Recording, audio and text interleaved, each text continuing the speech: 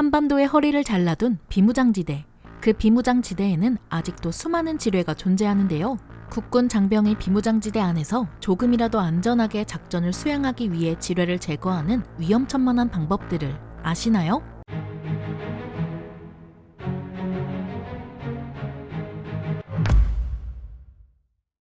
안녕하세요. 지식스토리입니다. 이번에는 세계에서 가장 위험하다고 알려진 지옥의 지뢰밭 비무장지대, 바로 DMZ라고 불리는 곳에서 국군이 어떻게 지뢰를 제거하는지 알아볼 텐데요. 먼저 비무장지대란 어떤 것일까요? 6.25 전쟁 휴전 직후 남한과 북한은 군사분계선 사이의 약 4km 구간을 비무장지대, 즉 공식적인 군사활동을 금지하는 지역으로 합의했습니다. 그래서 우리나라와 북한을 가로막는 철책은 사실 북한과 바로 맞닿아 있지는 않은데요.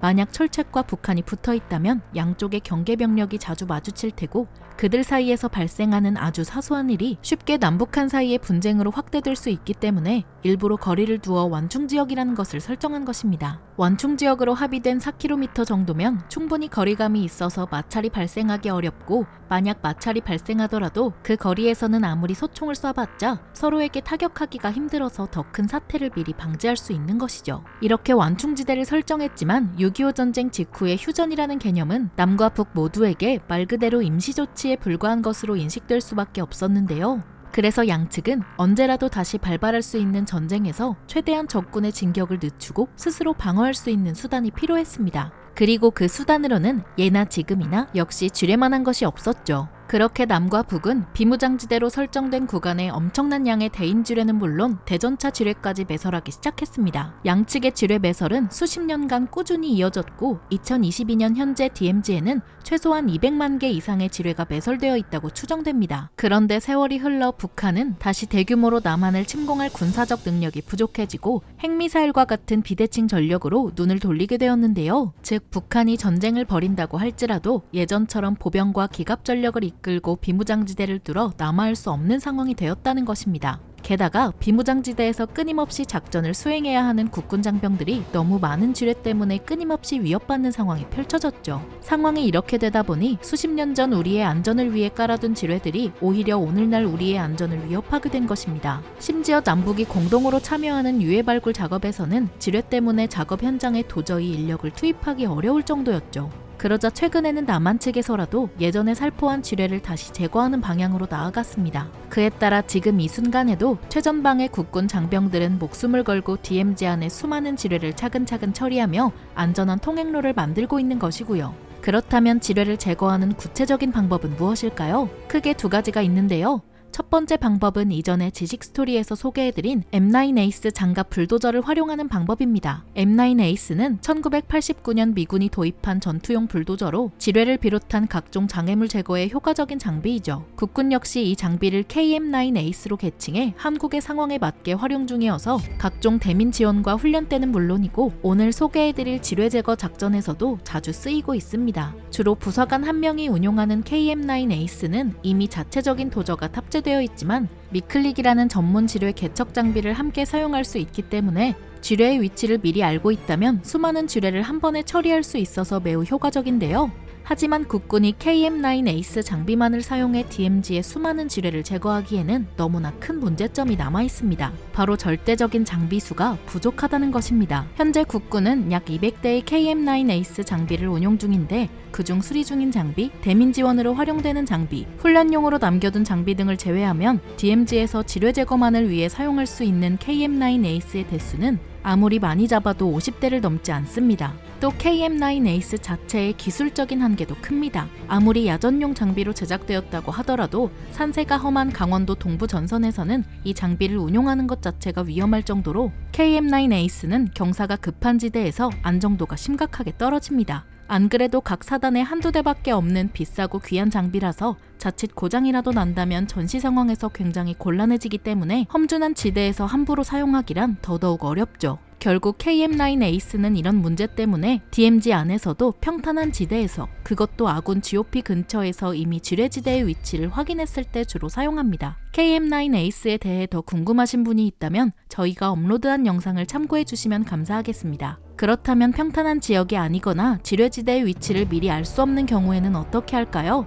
역시 군대라면 답은 하나일 것입니다. 바로 국군 장병들, 그 중에서도 육군의 사단 직할 공병대대 혹은 군단 예하의 공병여단이 수많은 인력을 동원해 전문적으로 지뢰 제거 작업을 담당하고 있습니다. 한마디로 몸으로 때운다는 뜻이죠. 물론 DMZ 안의 모든 지역을 일일이 확인하는 것은 아니고 아군의 GP와 GOP를 이어주는 도로 주변 또는 GP를 보호하기 위한 추진철책 안쪽에서 주로 지뢰를 제거하는 방식인데요. 경사가 급한 지대에서 사람이 직접 투입되는 작전인 만큼 장병들의 안전을 최대한 보장할 수 있도록 각종 개인 장비가 지원됩니다. 먼저 지뢰 탐사를 맡는 인원은 커다란 방호 헬멧과 20kg이나 나가는 전신 방호복을 착용하죠. 또한 땅속에 매설된 지뢰로부터 가장 큰 피해를 입는 부위는 당연히 하반신이기 때문에 굽이 20cm도 넘는 지뢰 보호용 덧신도 착용하고요. 이처럼 착용해야 하는 장비가 워낙 크고 그 무게도 만만치 않아서 사실 혼자서는 각종 방호 장비를 입고 벗는 것조차 굉장히 어렵습니다. 혼자서 낑낑거리다간 큰 사고로 이어질 수 있기 때문에 방호 장비를 입고 벗을 땐 반드시 옆 사람이 도와줘야만 하죠. 하지만 이렇게 꽁꽁 몸을 둘러싼다고 해서 안심할 수 있는 것은 절대 아닙니다. 아무리 장비를 착용해도 신체의 중요 장기나 팔다리의 심각한 손상만 방지할 뿐이지 혹시나 폭발물이 터지기라도 한다면 정말 끔찍한 피해를 입을 수밖에 없죠. 또 장비 자체가 워낙 무거운 데다 특히 지뢰용 덧신은 말 그대로 굽만 20cm가 넘어서 경사가 급한 곳에서는 균형을 잡지 못한 채 뒤뚱거리다가 발목이 꺾이고 넘어지기 십상입니다. 하지만 그럼에도 어쩔 수 없습니다. 이렇게라도 해야 지뢰로부터 목숨을 부지할 수 있기 때문이죠.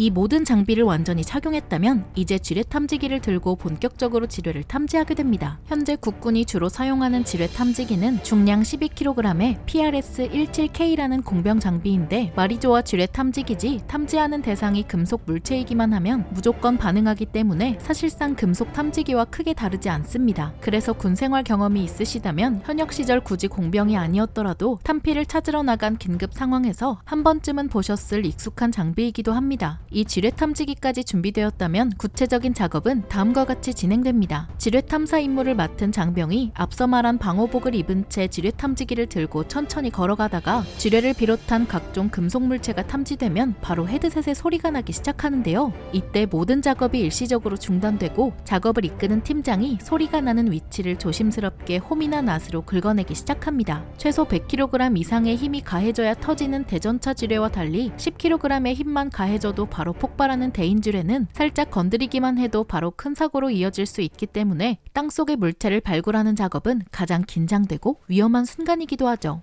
사실 금속 물체이기만 하면 무조건 반응을 하는 PRS-17K의 한계 때문에 발굴된 물체는 그저 오래된 철조망이나 탄피인 경우가 대부분입니다. 그러다가 아주 가끔씩 6.25 전쟁 당시에 수통이나 철모가 나오기도 하는데요. 이러한 물건들의 경우 70년 전 참혹했던 전쟁의 참사를 알려주는 소중한 유물이기 때문에 절대로 작업 현장에 버리지 않고 따로 모아서 보관된다고 합니다. 그런데 작업 도중에 정말로 지뢰나 불발탄이 나온 경우라면 어떻게 될까요? 이때는 폭발물을 전문적으로 처리하는 EHCT나 EOD가 직접 현장에 출동하여 즉시 지뢰를 제거하거나 안전한 장소로 옮겨 폭발시킵니다. 이런 식으로 특정 지대의 탐지가 완료되면 안전하다는 뜻의 파란색 깃발을 꼽아서 표시하는 반면 아직 탐지가 완료되지 않은 그 너머의 지대는 빨간색 깃발을 꼽아서 위험한 지대임을 표시하는 방식으로 하루 작업을 마무리합니다. 이처럼 지뢰지대 개척을 위한 작업은 사람이 직접 하나하나 다 확인하는 방식이 대부분이기 때문에 하루에 100m도 나가지 못하는 경우가 허다할 정도로 매우 오래 걸립니다. 남한 측에서 매설한 지뢰라 할지라도 그 위치를 표시한 수십 년 전의 지도와 현재의 지도가 맞지 않는 경우도 많은데요.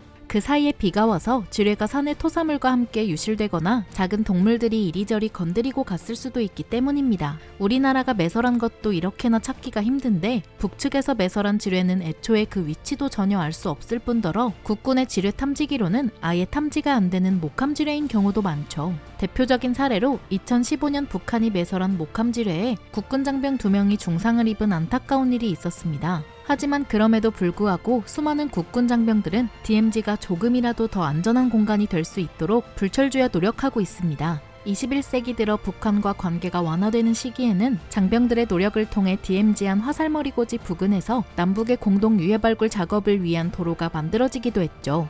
도로 건설 이후에는 수많은 민간인들도 안전하게 유해 발굴 작업에 참여할 수 있었고요. 이러한 장병들의 노력이 빛을 발해서 가까운 미래에는 그 누구도 지뢰로 인해 끔찍한 사고를 겪는 일이 없도록 기대해보며 지금 이 순간에도 지뢰를 찾아 나서고 있는 수많은 국군 장병 여러분들에게 진심으로 감사의 말씀을 드립니다. 지금까지 DMZ 안에서의 지뢰 제거 작전에 대해서 알아보았는데요. 영상을 유익하게 보셨다면 구독과 좋아요 부탁드립니다. 감사합니다. 지식 스토리였습니다.